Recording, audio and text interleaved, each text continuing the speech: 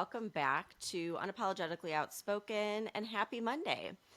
So, Tara, I know we talked about that company bringing back the woolly mammoth and all these other extinct animals the other day.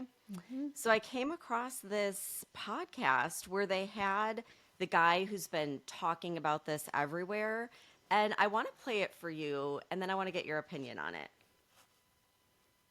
Woolly mammoth for what purpose? That one is for a plethora of reasons, but the main one is to combat climate change because woolly mammoth stomping in ice returns the Arctic tundra to more of what it used to be, which is like an icy plains as opposed to a wooded area. And it's complicated. You can read about it, but long story short, by them knocking over trees and crushing down the snowpack, which creates like an igloo, a warming effect, that can cool the earth up to 6 degrees, which is a lot.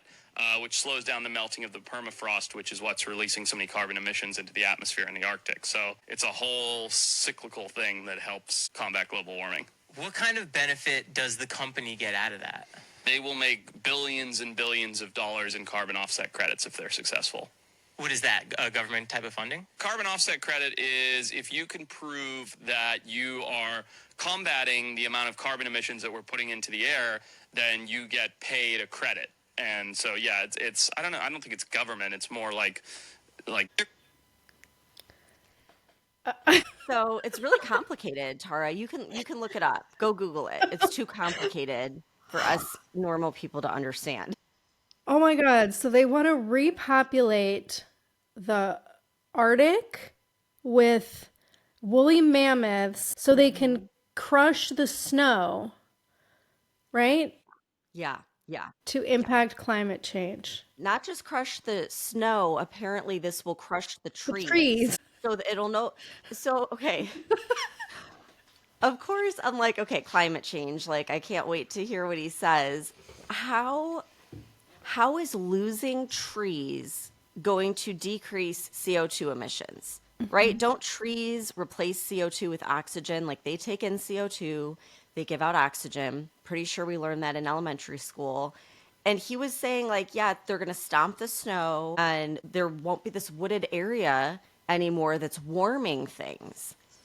And I'm just like, you know what? I'm not buying that getting rid of wooded areas is going to decrease CO2 emissions. But then I feel like he exposed the real reason right after that because the company is going to get billions and billions of dollars in carbon credits. As soon as I heard that, all I could think of is USAID. And I'm like, wouldn't you bet? Like, this is probably one of those companies that's getting billions of dollars from USAID and they just put it all in the name of climate change. Like it's so bizarre, but I'm like, that would make sense to me with everything we've uncovered.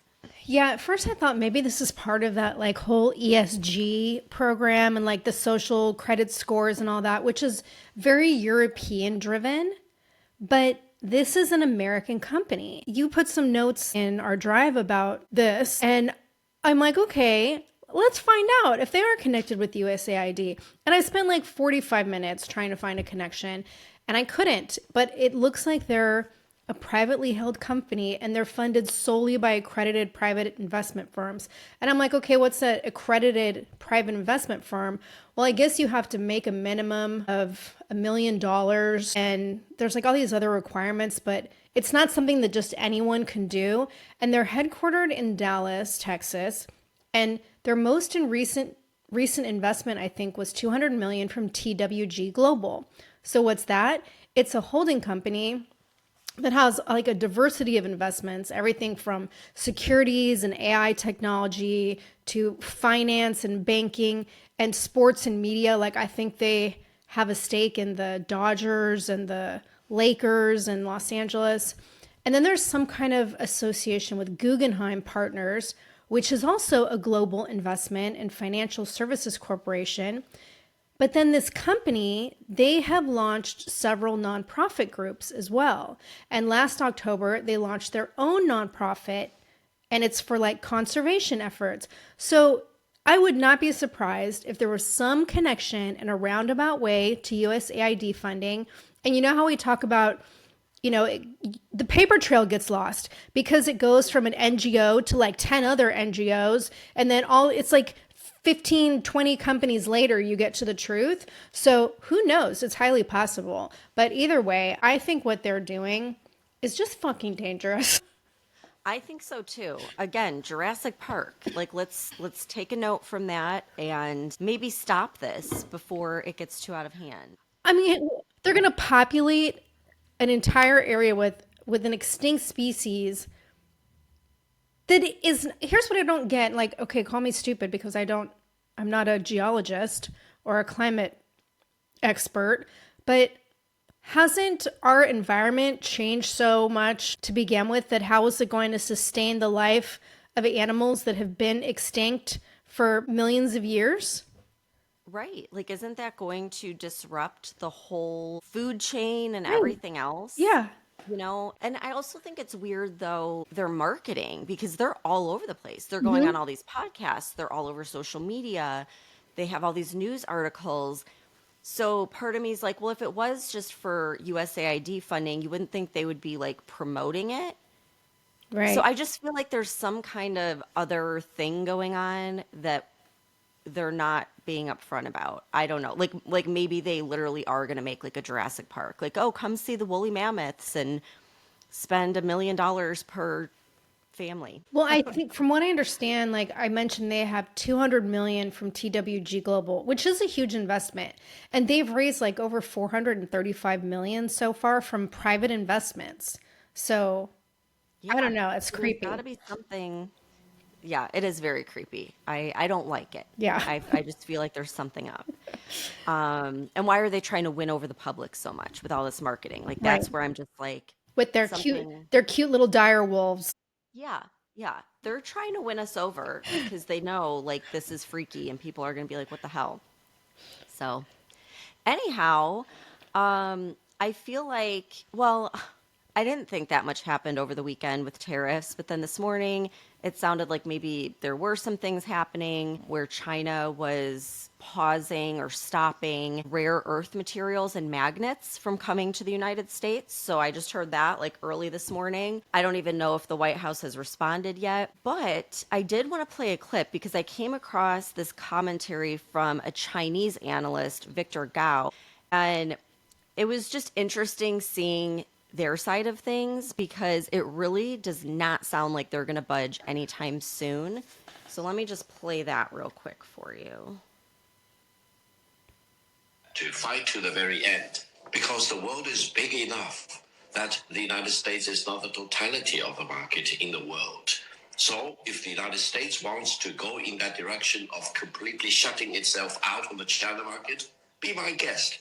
Yeah, and China will lose the US market, which, as I've said, is 15%. We don't care.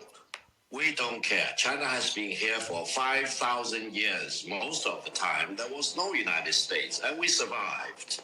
And if the United States wants to bully China, we will deal with the situation without the United States. And we expect to survive for another 5,000 years. Well, damn. I Like, we think don't I care was if we're going to say losing I think that's 15%. lovely, but I think they do care. Yeah, because I mean, I know I said it last week, their housing market is already in collapse. Manufacturing is such a huge part of their economy, and I don't know if they can afford it. And then if Trump's telling, so now instead of 70 countries, there's 130 countries now that are Wow. trying to negotiate with Trump, and he's telling all of them, you better not like do these workaround deals with China. So I don't know. I think it's ballsy what they're doing, but they're doing it. And last week, the Chinese yuan, I don't know if I'm saying that right, but their currency fell to the lowest that it's been in 17 years.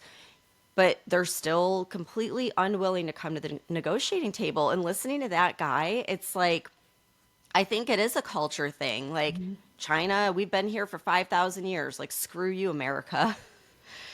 So, anyhow, there's that going on with China. But then on the flip side, Trump's tariffs, you got to think like he announced this, was it last week?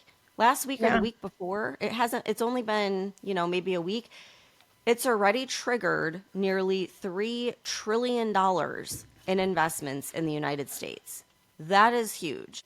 Absolutely. Like there's going to be some short-term pain. Trump has said that. They've all said that to be expecting that, where prices may go up on certain products. But that brings me to two new trends that I'm seeing on TikTok that I wanted to tell you about because I think it's very interesting.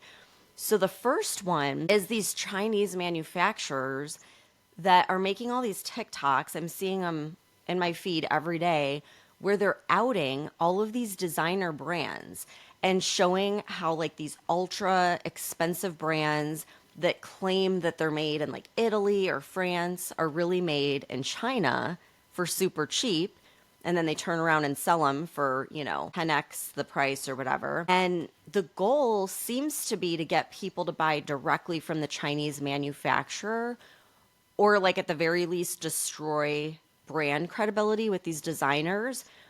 But it's working. Like everyone's talking about it, and people are saying how designers are just not popular anymore. They don't have the allure they once had. And especially the younger generations, like they really don't seem to care, which brings me to another trend going on, which is called no consumption, low consumption. And it seems to be mostly young people that are posting these videos from what I could see.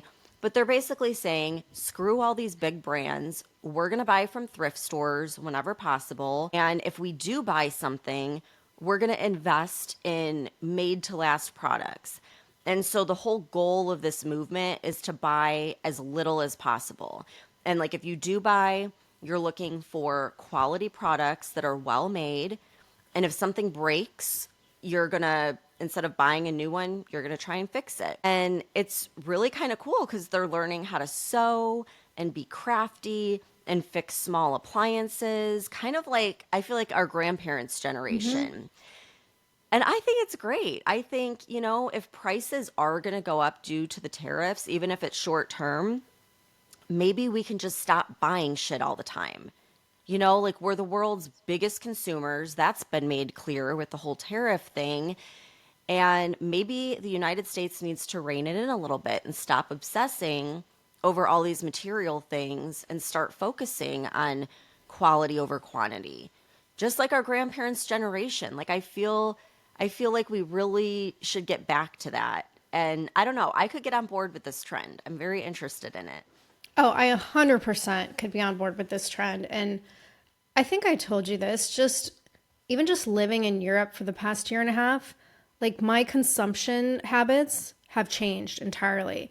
Like I used to order shit off Amazon all the time, like daily. I would get packages coming, and I was always on those apps like Shein and just, ordering clothes, cheap shit because, oh, if I can find this sweater, for like $10, that's great. And I had so much stuff, just like stuff everywhere because I like stuff. And then, yeah, and then I got here and I hardly had anything sent from home, just a few things. And because all the outlets here are a different voltage, I couldn't bring any of my appliances with me. So I just bought what I needed and not everything that I wanted. And I have lived perfectly comfortably for the last year and a half with minimal accessories and minimal stuff. And it is actually a very freeing feeling. And I almost kind of dread, like, I need to go back and go through all my stuff. And I just want to purge and get rid of things because we Americans buy so much shit that we don't need. And I never fix shit. Like, if something broke, I just throw it out and buy a new one. So I completely agree with this. I used to know how to sew. I used to be crafty. I've never been able to fix appliances, but I think these are honestly skills that we should all have. And instead of focusing on just buying more shit, we need to have quality materials and then learn how to take care of our stuff. My husband brings this up all the time because he's like, if something crazy happened, like our generation would be screwed. We don't know how to do anything. We don't know how to fix things.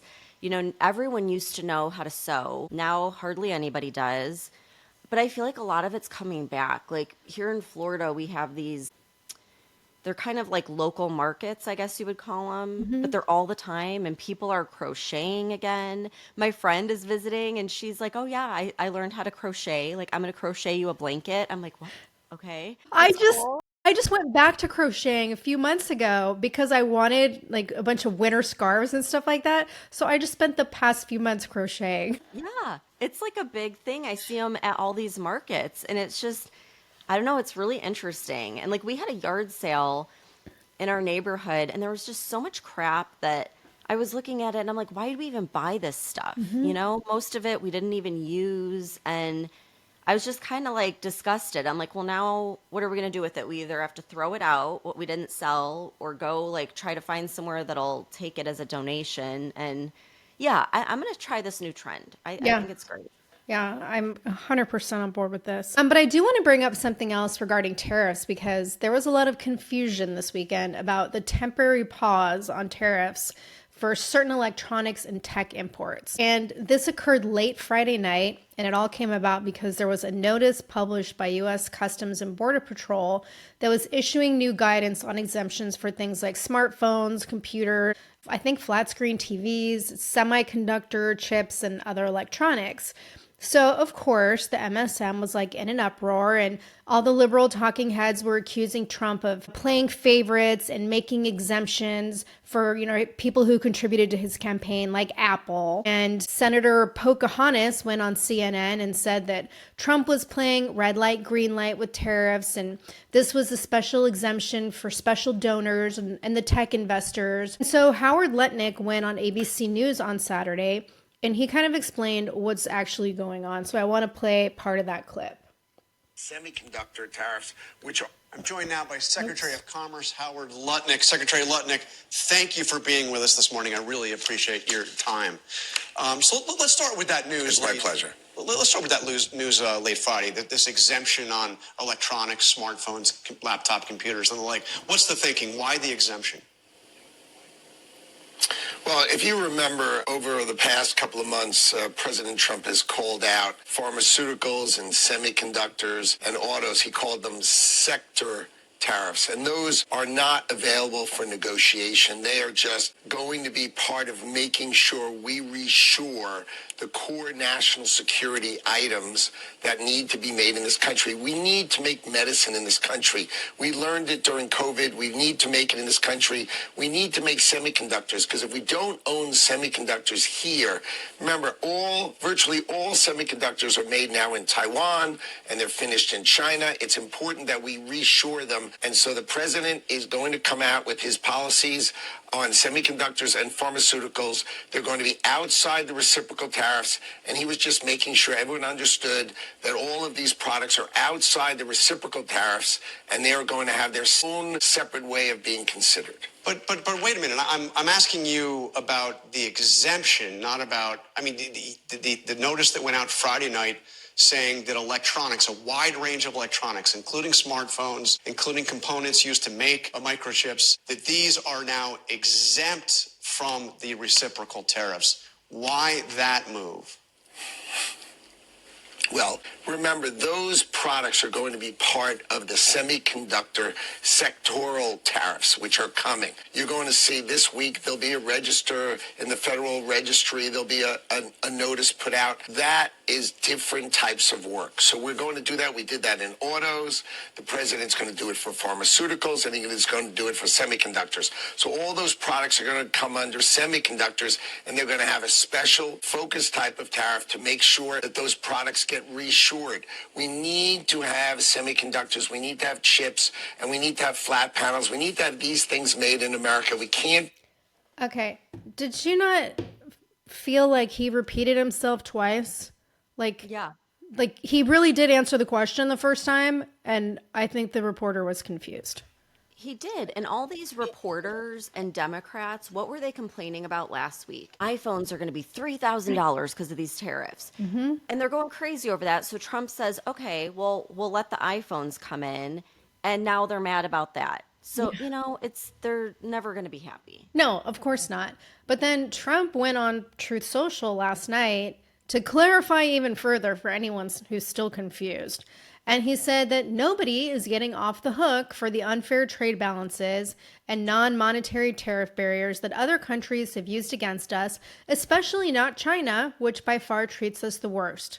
He said there was no tariff exemption announced on Friday. These products are subject to the existing 20% fentanyl tariffs, and they are just moving to a different tariff, quote, bucket. The fake news knows this, but refuses to report it. We're taking a look at semiconductors and the whole electronic supply chain and the upcoming national security tariff investigations. So there will still be tariffs. Yeah, and I think we are opening up a semiconductor plant here in the United States, but of course it takes time to build that. But it's interesting because I think it was the last episode we were talking about, was all this pre-planned or is he just making adjustments as he goes? But when we go back to how we were totally blindsided when he starts talking about Canada and Greenland, but it's like he foresaw this. He saw like China is going to start shit with the rare earth materials. And that's why he was talking about we need rare earth materials from Greenland and Canada. I think he's 20 steps ahead. Yep. And like I said, they, last week they're complaining about electronics. So he's letting electronics in. And now they're complaining about that. So we just have to get used to it.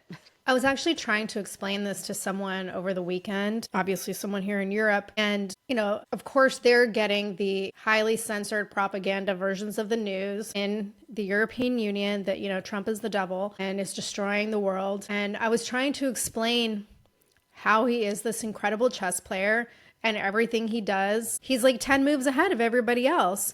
And so anyway, I just thought it was interesting because the perception here about Trump is just so awful. Well, did you see the thing with Bill Maher, however you say it, the comedian guy? He's got like his own late night show and he's always been super liberal. Yeah, I know the name, but I think it's Bill Maher. Yeah. So he was invited to the White House. Like he hates Trump. He's definitely TDS, always has been. But he also has been very outspoken about how the left has gone way too far. And so he was invited to the White House and he goes on his late night show to kind of explain it. And I was going to play the clip, but it was really, really long. And there was a lot of audience clapping. But he talks about the perception of Trump that the media portrays. He's like, spoiler alert, he's not a clown. He's not stupid. And he's not an asshole. He said he was genuinely like funny and laughed. He said, I was able to criticize him and bring up things that I thought he has done wrong in the past. And he took it in very thoughtfully and we had a great discussion. And he said, this person that you see portrayed by the media, and I think the MSM, the leftist media, is not who he really is. And I was really surprised that he went back and said that, with his audience. So anyhow, it's just interesting because you're in Europe, but even here, like people have this perception because the media has painted this picture for years now that he's some dumb buffoon, and he's obviously not. Yeah, and the whole thing came up because they all know, I'm a Trump supporter and I voted for Trump, and they were like, do you regret voting for Trump now that he's doing all these things? And I was like, no.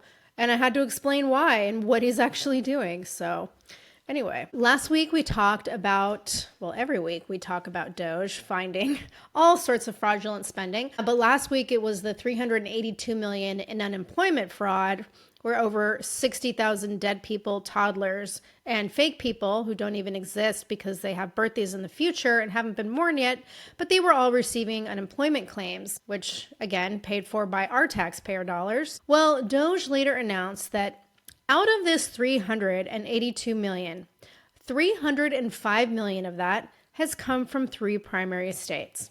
Stephanie, give me some guesses. What do you think they are? Okay, California for sure. Ding, ding, ding. Yep, and I would guess New York. Yep. And I would guess Illinois, like Chicago. When I say Illinois, I mean Chicago. Yeah. 2 out of 3. It's California, New York, and Massachusetts. Like, no surprise with any of those. So Doge also found that California issued 68% of fraudulent unemployment benefits to people with criminal records who were on the federal government's terrorist watch list. And considering that California is rife with Medicare fraud, it's really no shock shocker that unemployment fraud would be high on the list, but apparently so financial aid fraud, because I just saw this morning that California Republican lawmakers in Congress are calling on the DOJ and the Department of Education to investigate fake community college applications where people got federal and state taxpayer dollars through financial aid. And this was just last year in 2024. 34% of California community college applicants were fraudulent, and it is estimated that 10 million in federal taxpayer dollars and 3 million in state taxpayer dollars went to financial aid fraud through things like Pell Grants. Okay, fun fact. When I lived in Illinois, for like a summer, I worked in the admissions department of my college, and we would get people all the time that were foreign. And when they would fill out the application, like so much of it would just be blank or like we couldn't understand it. And I remember asking my manager, like, okay, what do I do? Like, just tell them this is void. Like, we need all this information. And they're like, oh, no. As long as they put like something, that's fine. Just slide it through. And I'm like, for me to come here, I had to have like my transcripts and Right. like verification, but they were just able to put like, I went to school in India, and they were like, cool, welcome to the school. And I just was like mind blown at what was happening. It wasn't even just that you had to get your transcripts, because I don't know about you, but I had to get those sealed official transcripts that I had to order from the school. It couldn't be a copy. And you had to pay for them. Yes. That's what I was so pissed about, because I'm like, I had to really work hard to get in here. Yes. And they could put like half of it wasn't even in English. And I'm like, you're just going to let this person slide? It was ridiculous. But I mean, this doesn't surprise me one bit, especially now, because that was way before all this woke nonsense. So imagine how much worse it's got. Yeah. But I feel like we're constantly pointing out, like every week, some new fraud in California. It is just such a shit show. It's so bad, and Newsom does not acknowledge any of it. No. Which is so freaking annoying. But speaking of Doge, they just launched a website called regulations.gov. And I thought this was so cool. It's where, once again, you have the smartest people in the world, freaking rocket scientists in Doge, but they're asking for help from the public. And so you could go to this website and submit your ideas for deregulation. So the website, I went on it. It's just a super simple, straightforward site. And it says, impacted by an existing rule or regulation, share your ideas for deregulation by completing this form. And I think this is great, because instead of them trying to figure all this out, they're asking other people, like, what do you want to see? And I remember this was back while they were campaigning, and people were asking big corporations, would you come back to America for if they lowered taxes or if they deregulated? And they all said that regulations was the main reason why they wouldn't come back. And that was the main reason why they moved overseas in the first place. So I think, obviously Trump knows that if we want them back in the United States, we need to cut as many regulations as possible. And I think it's great, again, that they're opening it up to the public. They're not saying we know it all. They're asking for input from the people actually affected by these, which is awesome. Yeah, they have, I just looked at their website right now while you were talking. They have this section called the Unconstitutionality Index, and it lists the number of agency rules that were created by unelected bureaucrats that were for each law that was passed by Congress in 2024. And it's absolutely insane. Like, these regulations, and you can sort by regulation, by words, by agency, but it's absolute nonsense. And they list it for every department. You can go in and you can click on it and you can see all the nonsense. Yep. Yeah, it's crazy. And I mean, that's really hard for small businesses. These mega corporations, at least they have the money to be able to deal with that kind of nonsense. But when you're a small business owner and you have to worry about these things and you don't have all this extra funding, it could literally put you out of business, which has obviously happened over the last, 30, 40 years. Yep. So yeah, that'll be another good thing coming from Doge. But I have another RFK update. So this is from Trump's cabinet meeting, which, by the way, is open to the press. They recorded the whole thing. And I don't ever remember seeing that from Biden. In fact, when Biden was president, I'm pretty sure we talked about how he hadn't met with his cabinet in months. And they sure as hell didn't invite the press or share anything with the public. They were trying to hide his mental capacity. But anyhow, it was recorded so everyone can watch what's happening. And it was very efficient, too, I might add. But RFK told the president, we will have an answer by September on what causes autism. So listen to him give an overview. Now, the autism rates have gone from now most recent numbers we think are going to be about 1 in 31, 1 in 20, so they're going up again from 1 in 10,000 when I was a kid. And we are going at your direction. We are going to know by September. We've launched a massive testing and research effort that's going to involve hundreds of scientists from around the world. By September, we will know what has caused the autism epidemic, and we'll be able to eliminate those exposures. 10,000 children had autism, and now it's 1 in 31. Not 31,000, 31. That's a horrible statistic, isn't it?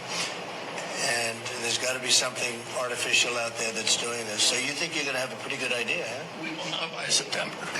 There will be no bigger news conference than that. So that's it. If you can come up with that answer where you stop taking something, you stop eating something, or maybe it's a shot, but something's causing it. It can't be from 10,000 to. Can you imagine that, Martha? That's a big number.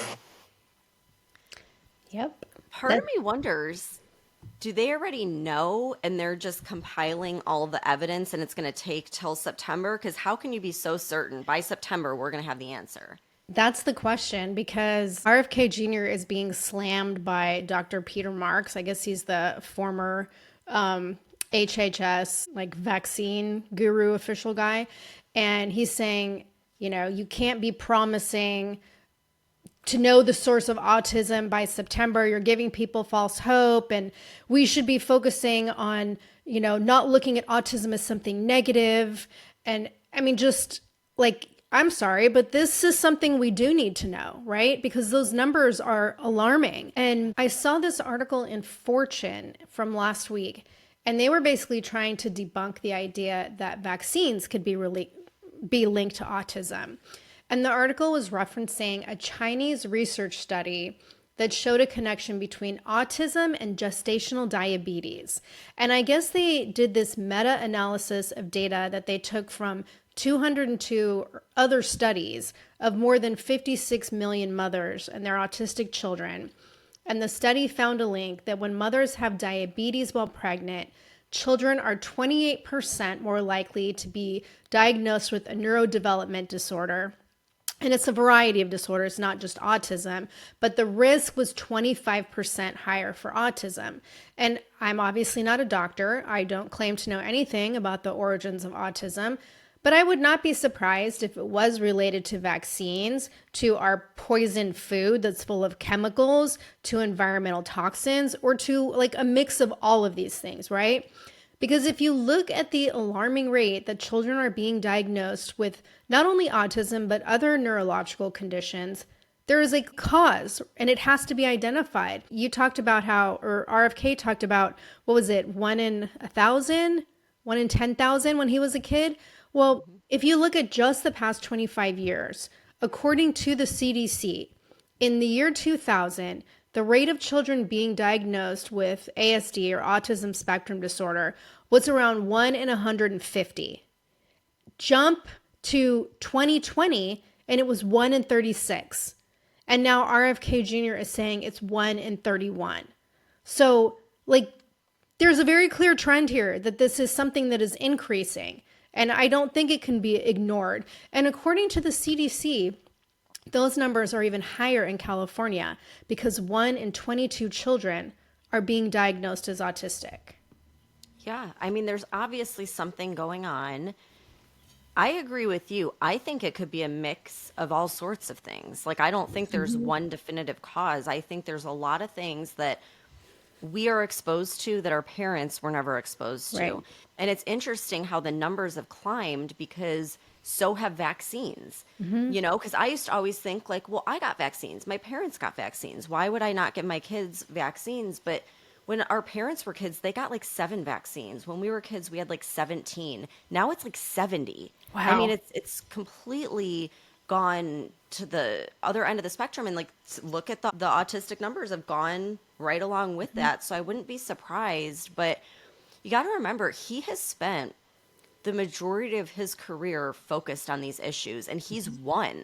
He has won, so many different corporations against the EPA for a lot of these things. So I think he probably does have a pretty good idea what the cause is. It's just putting it in terms that where they have the evidence to back it up, the studies, crossing their T's, dotting their I's. That's my guess.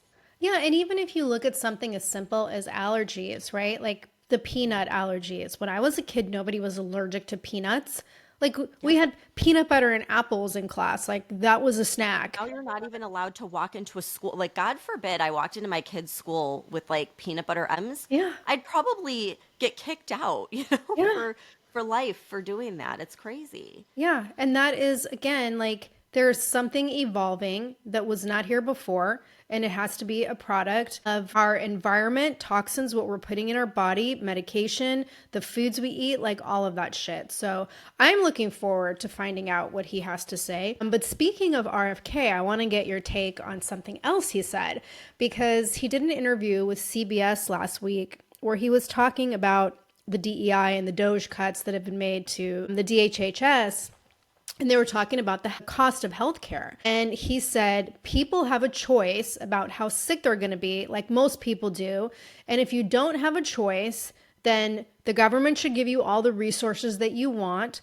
But he said it's also a moral question and a philosophical question. If you're smoking 3 packs of cigarettes a day, should you expect society to pay when you get sick? And I totally agree with him on this, and I don't think we should be. So I want to know what you think. I actually think about this all the time. Like, this is a topic of discussion between my husband and I on a regular basis. I think that particular argument he's making can be a slippery slope, because if you say, well, you're a smoker, so we're not going to give you resources, then you could also say, well, you didn't get the COVID vaccine, and so when you're sick, we're not giving you resources. Just because, like, they tried doing that during COVID. Remember, they were saying, like, well, That's if you don't right. get the vaccine, then we're not going to give you a hospital bed. So that's kind of a tricky argument, but I do completely agree. There needs to be some sort of individual responsibility. And as a family of 5, we pay almost $1,000 a month in health insurance premiums, okay? We're all healthy, no chronic conditions, knock on wood. We go to the doctor maybe twice a year for like preventative stuff, like physicals. So a family of 5 who's the opposite, they have a ton of chronic conditions due to things like obesity and smoking. They go to the doctor 5 times a month. They're in and out of the hospital. They're on dozens of medications. They're still going to pay $1,000 a month in premiums, just like my family. So how is that fair? I Right. don't think that's fair. When I worked for AstraZeneca, I sold a top of the line drug and it was good. Everybody wanted it, but most people would end up getting a generic that they knew wasn't as good because the copay for someone with insurance was like $30 to $60. But you could go in a Medicaid office and a Medicaid patient could get that same drug for $3. How's that fair? They're not paying for their insurance. Shouldn't they be the ones that have to opt for the generic over someone that has insurance? And so I've seen so many instances like this in healthcare that are completely unfair. And, we spent $4.9 trillion on healthcare in 2023 here in the US. $4.9 trillion. That is ridiculous.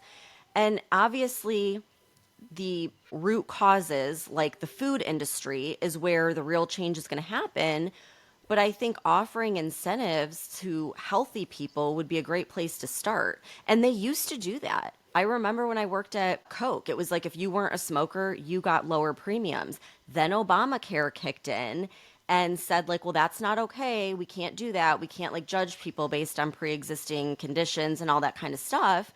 And so they got rid of that. And I don't know. I just think the people that are draining the resources and causing health insurance to continue to rise should have to pay more. Like that's my take on it. Yeah, and that's where I agree, because it's so funny you say that about they used to offer incentives, because I'm like, don't they do that? I guess they don't do it anymore. They might. I mean, I know our insurance company doesn't, and I haven't had that in a while, and that was what I was told. So I Yeah. don't know if that's 100% true, but that's when they But I stopped think for that me. should be true. If it's not true, I think it should be true, because I think you should be rewarded and there should be incentives for taking care of your health.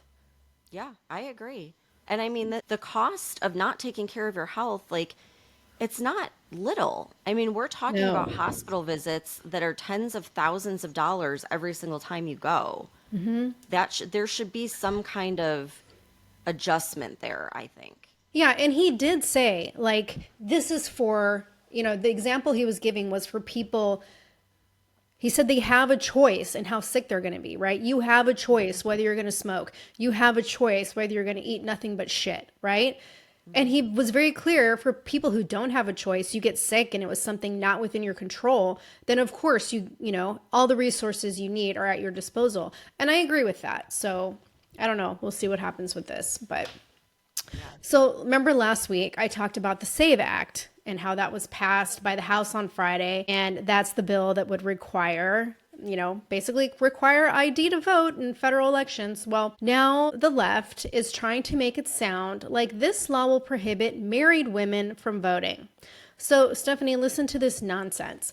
This kind of started with a post by Rep. Eric Swalwell. He's the Democrat from California. And he made a video claiming that the SAVE Act blocks nearly 70 million women from registering to vote because they changed their name after they got married. And then Satan, aka Hillary Clinton, chimed in and she said, quote, "The House just passed the Republican voter suppression measure that threatens voting access for millions of Americans, including 69 million women whose married names don't match their birth certificates." So I'm sorry, but this is like when the left was being totally fucking racist when they what were they claiming, like black people can't get driver's licenses? And like now it's totally sexist and they're saying women are incapable of getting updated names on their license or their ID cards when they get married. And so now it's this, 70 million women are disenfranchised because of voting laws. And it's like, this narrative from the left just keeps getting more dumb and more insulting by the day. No, it's ridiculous. And Caroline Levitt already talked about this, and many people have talked about it, but it doesn't matter what the truth is. They're going to run with this narrative because they know that there's people that are going to buy into it and not do their own research, which is ridiculous. But I remember when I got married, I had to do that like right away. I mean, you have like a certain number of days to go and make all these changes, or at least that was the case when I lived in Illinois. But I remember like I had to go to the Social Security office and like update my name and get everything sorted out. It's just something you do. Just like when you move to a new state, you're supposed to go and get a new license. Right. And if you can't do that or you don't want to do that, well, that's on you. Right. I mean, be an adult and be responsible. Yeah. And you don't need your birth certificate. I mean, I guess you do to change things, or your marriage certificate, but it's just like that process has been ongoing for how many years? Like Right. forever. And suddenly now this is a problem and women are too dumb to change their name. It's just so stupid. Yeah, well, they know they can't complain about abortion anymore since Trump didn't come in and do all these things that they said he was going to do. So they have to find another way to make women hate him. Anyhow, in the Oval Office press meeting, which once again, this happens at a regular basis. Unlike Biden, who went weeks, maybe months, I don't know, without speaking to any press, unless there was, of course, a loud helicopter behind him. These Oval Office meetings happen all the time, and he invites everyone in. You get to see it, whether you're on social media or TV or whatever. But anyhow, President Trump was talking about just the whole thing happening with tariffs in China. And I want to just read something he said. So he says, quote, We're very powerful. This country is very powerful. It's far more powerful than people can understand. We have weaponry that nobody has any idea what it is, and it is the most powerful weapons in the world. End quote. So I think someone was alluding to like, are we worried, that we're going to get into a war or something? And maybe it was with Iran. I don't know. But this just got me thinking because we've had conversations about this for a while, like with the whole drone thing in New Jersey and the Yeah. orbs and everything. And remember, I was saying how there's all these black ops projects because, of course, the Pentagon has never passed an audit and there's trillions of dollars missing. And so there's probably stuff we can't even fathom. And that other countries probably know that. And we were thinking for a while, are these like drones, them kind of showing other people like, hey, we have stuff you can't even really fully comprehend, so don't mess with the US. And I don't know, I'm starting to think that is the case. And when he said that, I'm like, yeah, like I think we do. I think our military is like, there's a whole other military that we don't even know about that's absolutely insane. And that is why, there hasn't been a major conflict yet. But I don't know. I don't know. You could be right because, I mean, we have traditionally, at least in the modern world, been one of the most, or been the most advanced country militarily. And, we talk about all these crazy like inventions in China with the AI and all their military capabilities. And remember when all the drone stuff started and the robot dogs and all this crazy shit, but nobody here seemed to be worried about any of it. So Right. at the time I attributed that to Biden and him just being like, asleep at the wheel, but Trump doesn't seem to be stressed out about any of it either. Like, how many times did we say, okay, this is going to throw us into a world war? Because they Yeah. just kept doing stuff. And we're like, why? It's almost like unbelievable that nothing has really happened yet. But maybe that's why. Like, maybe Putin and Xi Jinping and all these guys kind of know, like, they have some crazy ass shit and we just can't. I don't Yeah. know. I thought it was Well, interesting he said that. So, anyhow. Yeah, that is one of his cryptic comments. There have been so many lately. But you mentioned how, Trump does press meetings in the Oval Office on a regular basis, unlike Biden. And Carolyn Levitt actually addressed this in a clip the other day during a press conference. So I want to play this clip from Fox News. And I will say it again today, everybody in this room has access to the most transparent and accessible president in American history. The cabinet meeting yesterday was further proof. President Trump asked each secretary to provide an update to all of you in the media on the critical work they are doing at their respective agencies to deliver on his agenda. And according to new reporting from the Washington Times, who I believe is in this room today, President Trump answered nearly 100 questions from the press, all of you, during his first 3 open press cabinet meetings this year. That's nearly 20 times the number answered by Joe Biden in cabinet meetings during his entire 4 years in office. Okay, so this report from the Washington Times, they actually broke it down. Like they even compared the amount of cabinet meetings that Trump had in his first term, which was 25. Obama had 19 during his presidency, and Biden only had 9 cabinet meetings during his entire presidency, and none of them lasted more than 5 minutes. And during the last one, the 9th one, that was the meeting where he turned it over to his wife, Dr. Jill, because at that point he was just too mentally incapacitated to even answer questions, allegedly. So this is only Trump's 3rd cabinet meeting, and he's already answered close to 100 questions. Yeah, he's completely transparent, and we always know where he stands. Where with Biden, we never saw him. I mean, imagine that 9 cabinet meetings In with 4 years. Biden at a time when we were in this whole proxy war and inflation was going crazy and there COVID. I mean, that's insane. That Yeah. is like a failure at your job. You need to be fired, and you were fired. You were fired by the American people. So speaking of the American people, I have to bring up something that is kind of controversial. And I thought this was interesting. It came up over the weekend. I started seeing these articles. So, back in January, Trump signed an executive order reinstating military members who were discharged for refusing the COVID vaccine when it was being mandated by the Biden admin.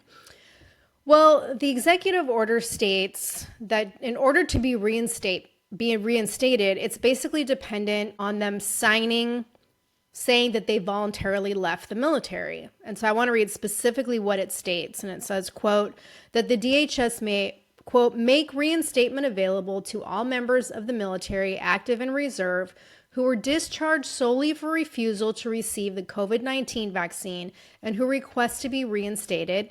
Enable those service members reinstated under this section to revert to their former rank and receive full back pay, benefits, bonus payments, or compensation, and allow any service member who provides a written and sworn attestation that they voluntarily left the service or allowed their service to lapse according to appropriate procedures rather than be vaccinated under the vaccine mandate to return to service with no impact on their service status, rank, or pay, end quote.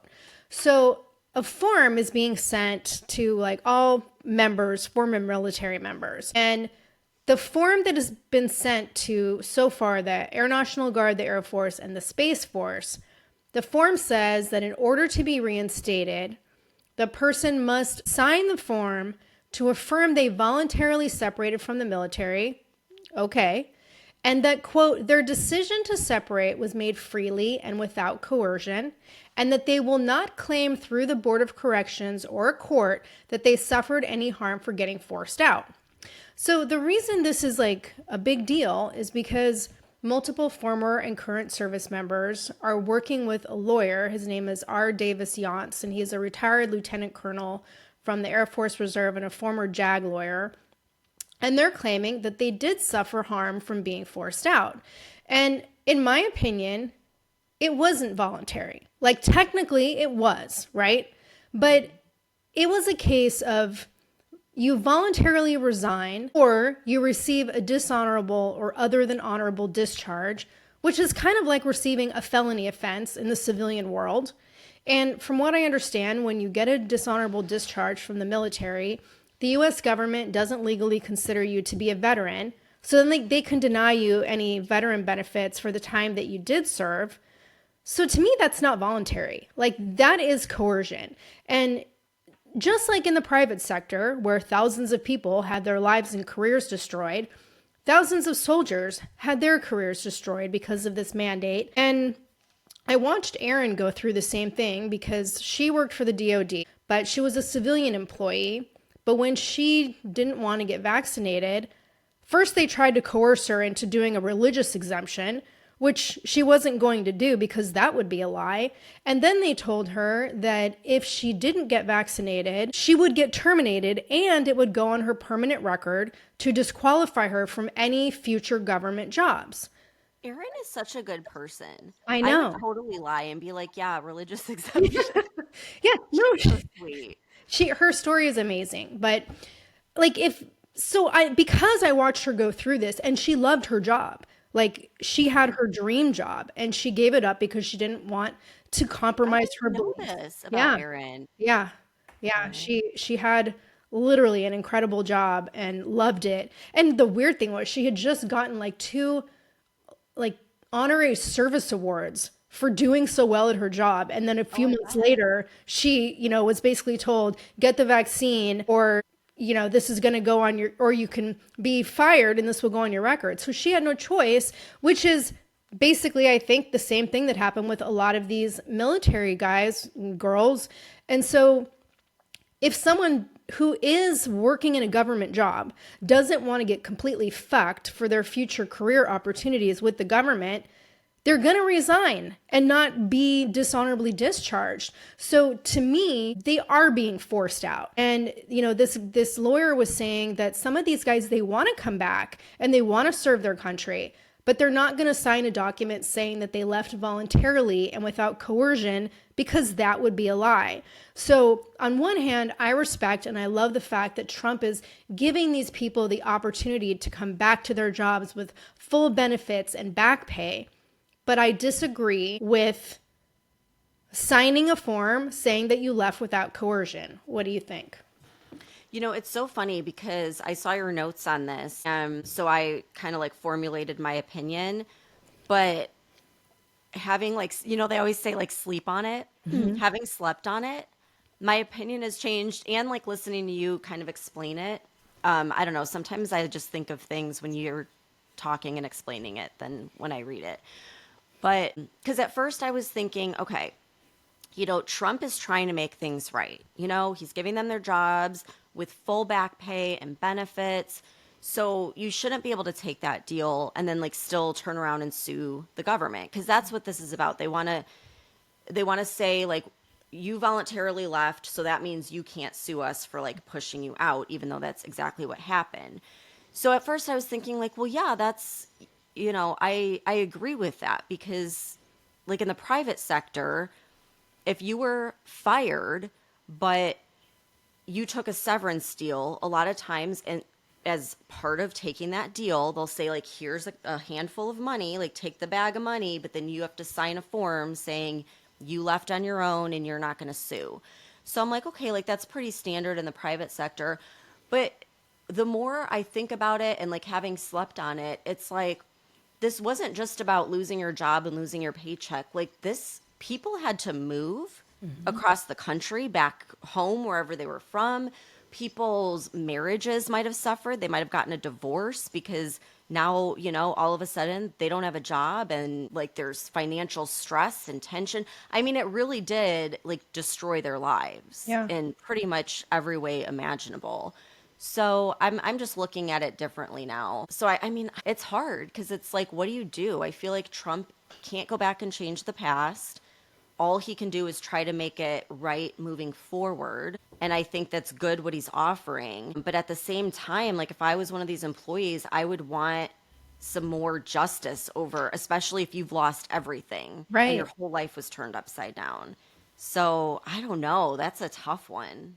Yeah, it's a complicated situation. And like, I don't think there's an official lawsuit or anything. I think this guy Yance, he's just providing counsel and being a former JAG lawyer, like he's representing these people and trying to work with the DOD. So it's not like, oh, they're filing a lawsuit against the government. I just think that I'm not an attorney. I don't know how any of this works, but ethically, I agree with the point that they're making. And I have no problem with keeping the clause in the document that says you cannot sue because Trump was not in charge when this decision was made. This was the Biden admin. And like you said, like you can't change the past. You can't hold someone responsible for a decision that somebody else made. So I just hope they can come up with some kind of wording that can make this right because I do agree Trump is trying to do the right thing. And I think that what he's offering is very generous.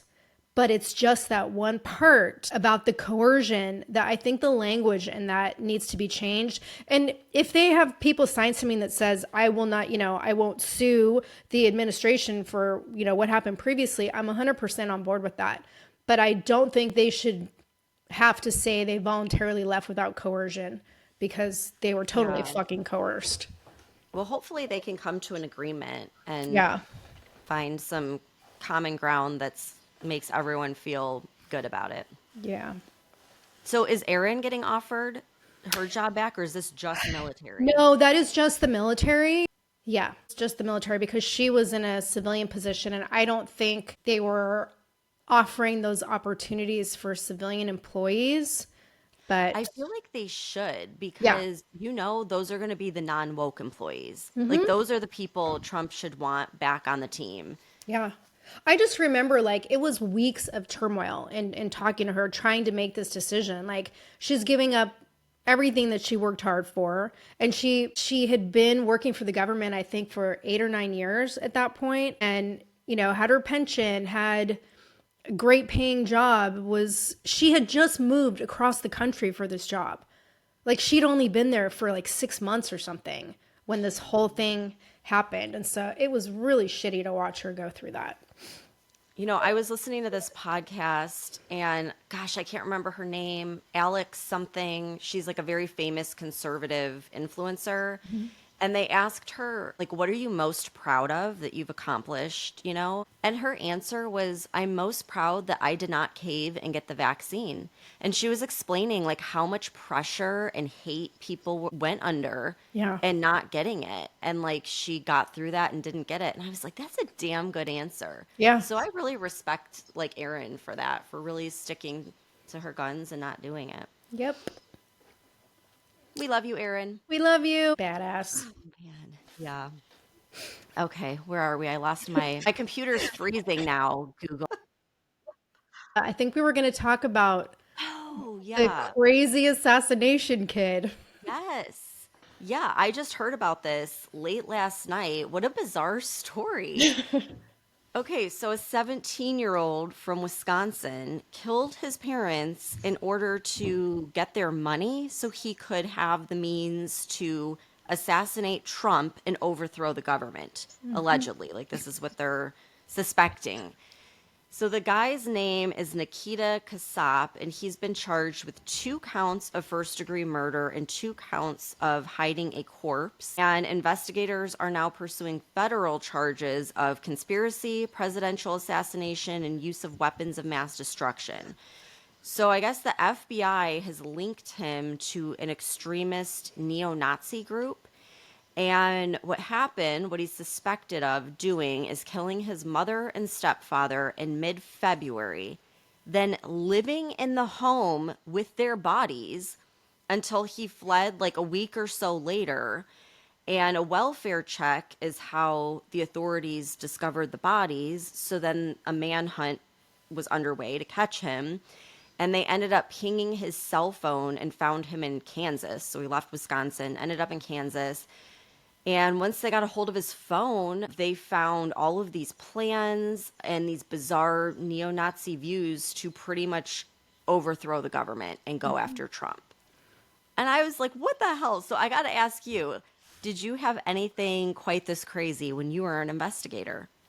I did not. I had some pretty crazy and very dark homicide investigations, especially working in Washington, but nothing quite like this. And I got to ask you, did you ever see the original 1984 version of Children of the Corn?